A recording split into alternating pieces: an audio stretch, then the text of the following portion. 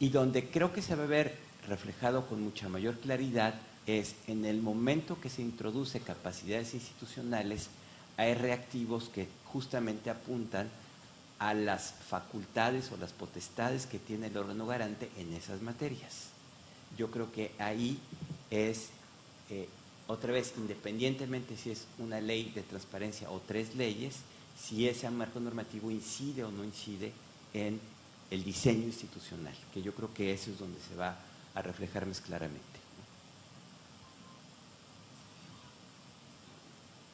Sí, Jacqueline, por ahí. Gracias. Yo estoy convencida que la métrica ha servido, más allá de que haya ranqueos o no, ha servido para que tengamos un diagnóstico claro de en dónde estamos. Sin embargo, me preocupa que no haya algo como que sea la consecuencia de este diagnóstico. Vamos a un segundo diagnóstico que nos permitirá comparar cómo estábamos antes y después, seguirnos comparando entre distintos estados y la federación, pero creo que nos haría falta, Sergio, y no sé cómo podríamos hacer para ver de ese diagnóstico, cómo podríamos aterrizar, pues no sé, a lo mejor una o dos políticas o diseñar 2 políticas, medidas, etcétera, que pudiéramos a partir de ese diagnóstico que eleva la barra de exigencia, que nosotros pudiéramos tener más elementos para, pues efectivamente, poder diseñar una ruta de avance, ¿no? Sí, sí, Jackie, sí, comparto completamente el punto.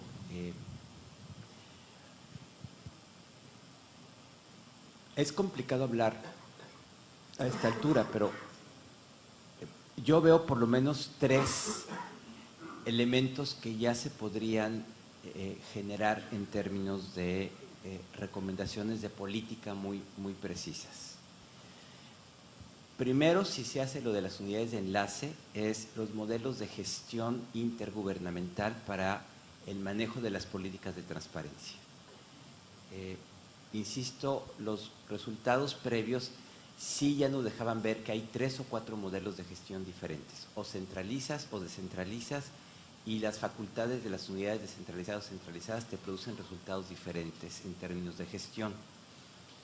Sumado al problema que tú has señalado en muchas ocasiones de la falta de profesionalización de los servidores públicos responsables de estas unidades, o más bien de los cambios repetidos que suceden y que dan al traste con esfuerzos y años de capacitación de los órganos garantes y que hay que volver a empezar, ¿no? Yo creo que ahí hay un elemento que claramente podría generarse.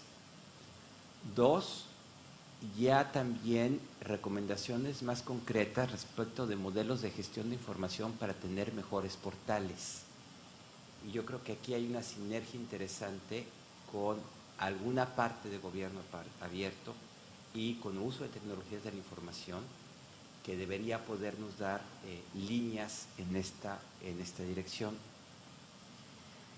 Y habría quizás una tercera que tiene que ver con una reflexión de conjunto del papel de los órganos garantes en el nuevo contexto, ¿no? Es decir, ¿cuál debería ser, más allá de lo que hoy dicen las leyes, la función de los órganos garantes y cómo debería de verse como órganos responsables o potencialmente responsables de la política de transparencia y de gobierno abierto hacia adelante, ¿no?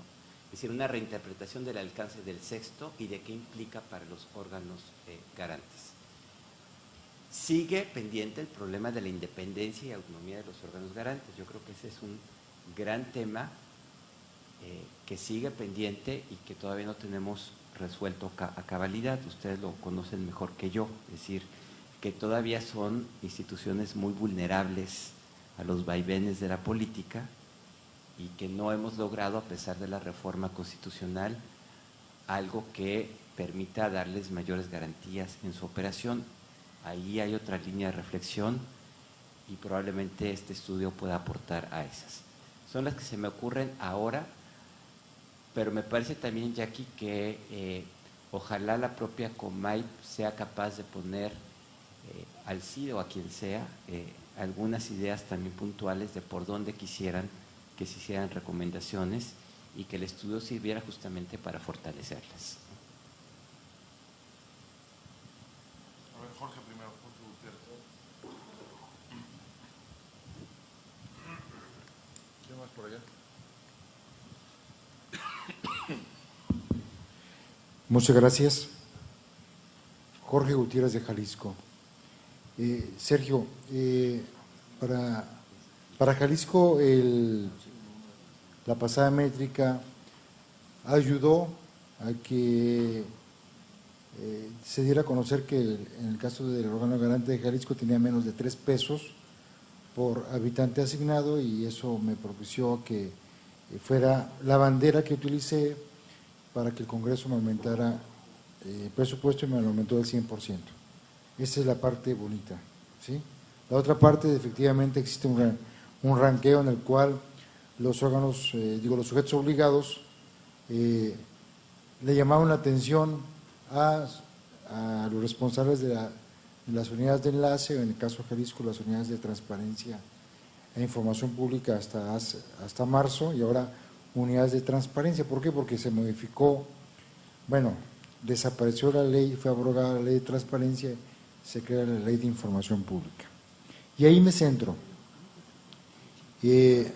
Las unidades de enlace ahora tienen la ley de transparencia, en su artículo 105, menciona que si el responsable de la unidad de transparencia no le da rapidez o se retrasa, el órgano garante puede iniciar un procedimiento de sanción al responsable de la unidad de transparencia.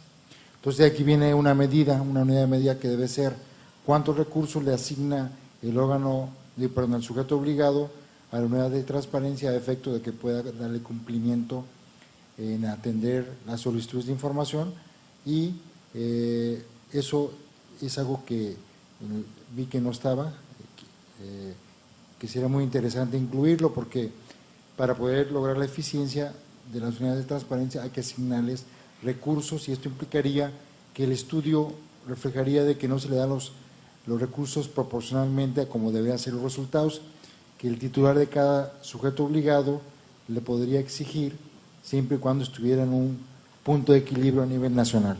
Eso creo que nos puede ayudar para que los órganos garantes seamos facilitadores, y como dices tú, finalmente, no es el caso de Jalisco, pero los órganos, el Instituto de Transparencia toma ya viene en la nueva ley que somos corresponsables de que la información sea publicitada en los medios en Internet, derivado de que los sujetos obligados que no tengan recursos, el ITEI debe subir la información, y así viene la ley. O sea, es algo que me obliga la ley a hacer.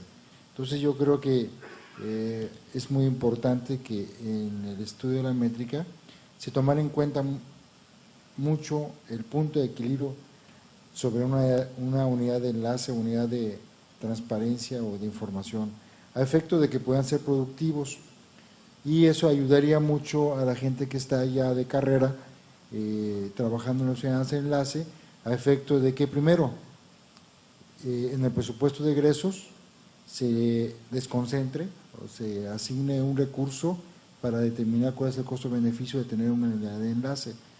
Sí es necesario crear en el caso de Jalisco, sí es muy necesario crear esa independencia, porque si no, no es justo que el órgano garante vaya a sancionar cuando se retrasan por un día en darle una promoción o darle respuesta a una promoción que haga un ciudadano.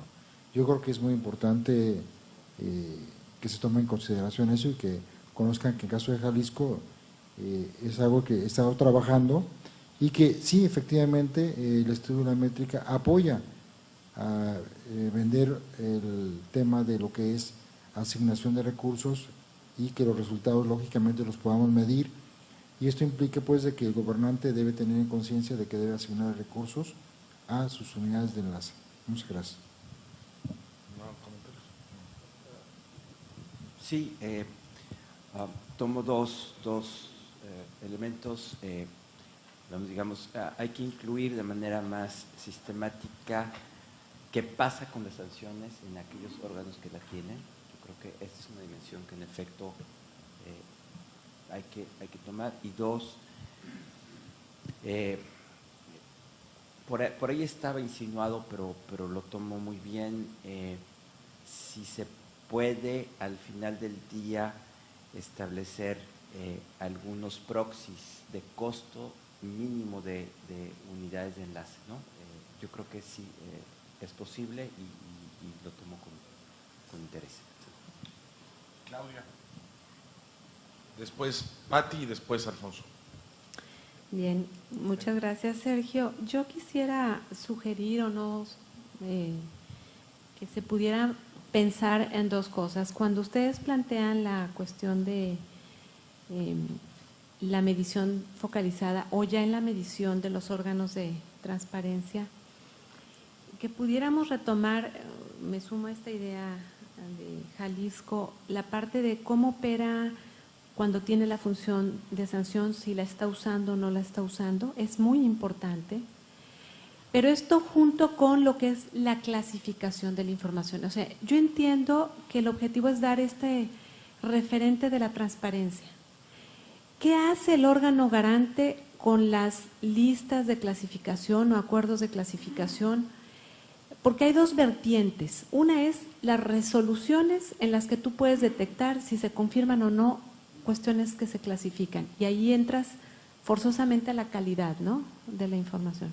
Pero la otra es qué tanto cumplen los órganos con las obligaciones que la ley misma le impone y que lo hace o no lo hace. Y esto está vinculado con la idea de ir entendiendo el proceso interno que cada sujeto obligado construye en su sistema de información. Porque si los órganos garantes no estamos vigilantes de estos criterios de clasificación y nosotros mismos no estamos estudiando en ese proceso, construyes un sistema perverso, ¿no?, en donde no va a avanzar ni el sujeto obligado ni nosotros. Entonces yo creo que ese tema es algo que tendría que ver metodológicamente cómo se pudiera visualizar. No está fácil, yo sé que es muy complejo. Y la otra cuestión que quería yo también plantear es, hay órganos garantes que decidieron hacer uso de la métrica. Hay órganos garantes que guardaron la métrica en sus archivos. Es decir, no sirvió ni para una cosa ni para otra. Yo creo que vale la pena pensar si estamos pugnando por una métrica que apuntale la transparencia, que en esto que nos proponemos forzosamente a… que decías tú, bueno, pensemos qué queremos, qué impacto va a tener, cómo puede apuntalar una métrica nacional, el que no retrocedan ciertos estados, ¿sí?, en esa medición mínima. Caso concreto, si tú vas a medir sueldos y salarios, que ya a nivel nacional está rebasado, y en ciertos estados del norte te das cuenta que está clasificada por cuestión de seguridad, bueno, ¿cómo es posible que esta métrica apuntale a nivel nacional un destrave? Porque no siempre los órganos garantes están aliados a abrir eso, ¿verdad? Es decir, yo sí creo que la métrica, yo me sumaría a esta idea de la comisionada Jacqueline Pechard, ¿qué usabilidad en políticas públicas podríamos usar en donde apuntaláramos estos retrocesos para seguir avanzando como una política nacional empujando las partes locales? No sé si transmití la última idea, gracias. Sí, Claudia, muchas gracias. Mira, déjame empezar por la primera parte que puedo responder más fácilmente. Sí habría metodologías que nos permitirían medir desempeño de órganos garantes e incluso de unidades de enlace. Básicamente es una metodología de análisis de expediente, ¿sí? Ya lo hicimos en el CIDE, por ejemplo, para medir tribunales administrativos. Ahí hicimos un análisis de 4.500 expedientes con métodos estadísticos y sí se puede. Es decir, ¿qué da este estudio?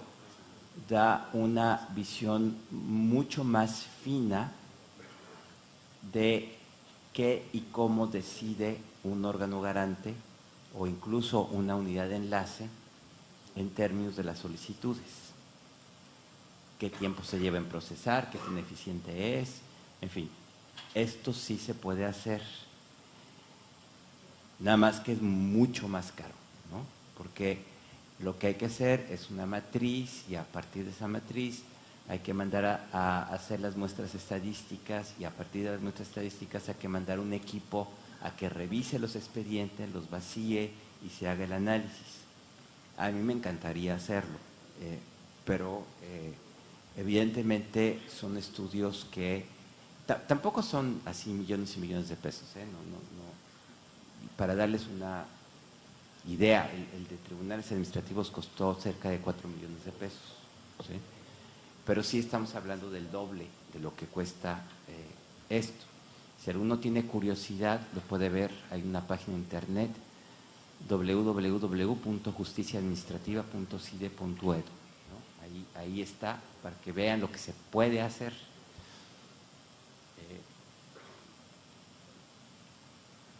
La segunda pregunta, Claudia, es mucho más complicada, porque yo honestamente les digo que lo que estos estudios generan es información y también pueden generar recomendaciones o algunas recomendaciones.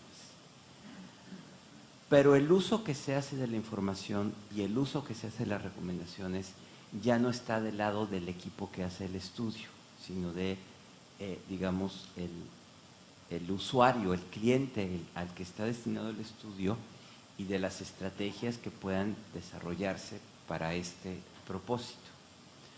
Por eso yo insisto que cualquiera que sea el destino de esto, si deciden hacerlo, creo que se requiere un trabajo paralelo y que les toca más a ustedes de reflexión respecto de cómo usar la información que se genera aquí y eventualmente de cómo darle continuidad y contenido e implementar las eventuales recomendaciones que se generen del estudio, ¿sí? Ahí me temo, nosotros ya no podemos ayudar mucho más porque esto ya está del lado de la operación y de la implementación y del manejo de información que se quiera darle a esto, ¿sí?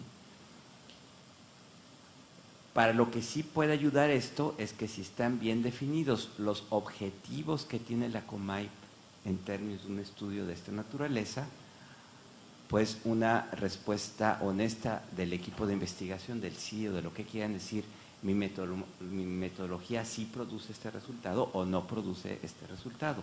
Ese es el diálogo que habría que establecer. Doy un solo ejemplo. Los términos de referencia pasada pedían un ranqueo, ¿sí? Fuimos nosotros los necios que dijimos, no hagan un ranqueo, no se puede, no es metodológicamente válido o útil. Hoy estoy diciendo algo ligeramente distinto, pero pues también tiene que ver con la experiencia de qué es lo que pasa con estos estudios. Pero de nueva cuenta yo diría, esto está mucho en la visión que ustedes tengan de la utilidad de este estudio. Yo sí creo que la tiene, ¿no? De entender también que no puede hacer todo el estudio, pero de diálogo interesante con el equipo que lo desarrolle, pues sí puede ayudar a orientar este propósito último que tendría la COMAIP al encomendar un estudio con estas características. No sé si respondí a tu pregunta y si no lo seguimos platicando, no es fácil. Pati. Gracias. Pati Acevedo de Michoacán. Doctor, 3 comentarios. Primero, considero que sí sería importante tener un informe completo, a mente que se piense que el informe ejecutivo le ayudaría a los organismos garantes para tener cuestiones técnicas que nos interesan. La verdad es que la experiencia, por lo menos que veía yo ayer en el informe de la Comisión de Educación, es que todo el trabajo metodológico que se vierte y el trabajo que se va dejando es una experiencia importante que no sería conveniente para la Conbaip dejar a un lado. Sé que es un trabajo largo, grande, pero incluso el documento, aunque sea académico y tal vez no sea de mucho interés, importa, es una investigación que de cualquier forma el CIDE tendría que recopilar y trabajar la experiencia para poderla capitalizar. De entrada yo diría que sí nos interesa el ejecutivo y el informe completo, sea el CIDE o sea quien sea que lo tenga que aplicar, porque es una experiencia valiosísima. En segundo lugar, yo me estaría pronunciando porque si hubiera alguna medición a datos personales, que si bien es cierto que no está legislado en todas las entidades, sí hay criterios y hermenéutica que se aplica en los consejos para algunos casos concretos. Tercero, a lo mejor es ociosa mi pregunta, pero sí es muy importante por la experiencia que tuvo Michoacán en el 2010. ¿Cuál sería la logística que tiene pensada el CIDE para trabajar la metodología que piensa aplicar?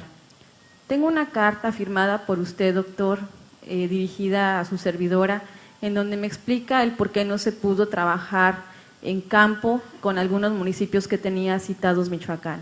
Eso fue algo preocupante para el Consejo, es algo que me llama la atención, no sé si cómo se estaría trabajando, porque de la logística en que se tenga pensado sí depende mucho el éxito de la metodología, es decir, no quiero entrar ya en detalles metodológicos, pero sí nos hubiera ayudado mucho tener la claridad, por lo menos del acuse de recibido de un correo, porque en la medición de las capacidades institucionales a nosotros nos hubiera dado la oportunidad de decir muchas cosas.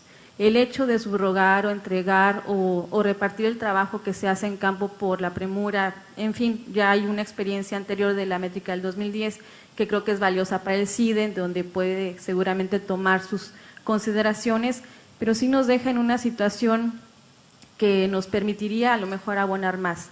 No en aras de ocultar lo que ya es evidente para nosotros, pero sí, sobre todo, en trabajar en algo que, bueno, algunos institutos que tienen recursos pueden hacerlos, pero en el caso de algunos como el nuestro no, que es el desarrollo organizacional. El trabajo interno, el trabajo que se da dentro de los consejos, la toma de decisión, algunas variables la arrojan de los trabajos que hace el CIDE.